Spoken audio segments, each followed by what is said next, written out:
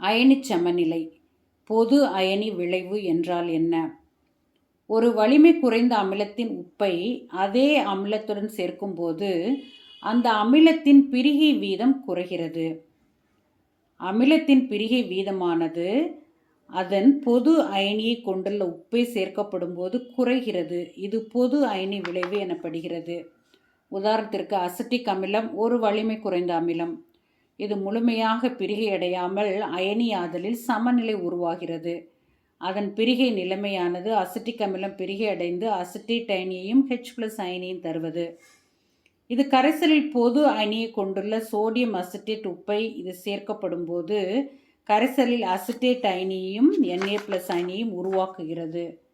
கரைசலில் மொத்த அசிட்டேட் அயனியின் செறிவு அதிகரிப்பதன் காரணமாக சமநிலை தன்னைத்தானே சரி செய்து கொள்ளும் வகையில் லீச்சாட்லிய தத்துவத்தின்படி இந்த சமநிலையில் பின்னோக்கிய வினையின் வேகம் அதிகரிக்கப்படுகிறது. பின்னோக்கிய வினை துரிதப்படுத்தப்படுகிறது.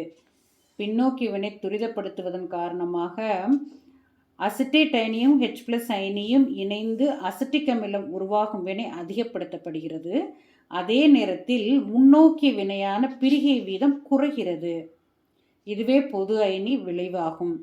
எனவே வலிமை குறைந்த மின் பகுளியுடன் ஒரு பொது அயனியை கொண்டுள்ள உப்பை, உதாரணத்திற்கு சோடியம் அசிட்டேட் இன் அசிட்டிக் அமிலம் சேர்க்கும்போது அதன் மின் பகுளியின் பிரிகை அடைதல் குறைவது பொது அயனி விளைவு என்று பெயர். வலிமை குறைந்த மின்பகுளியின் உடன் ஒரு பொது அயனியை கொண்டுள்ள உப்பை சேர்க்கும்போது மின் பகுளியின் பிரிகை அடைதல் குறைவது பொது அயனி விளைவாகும்.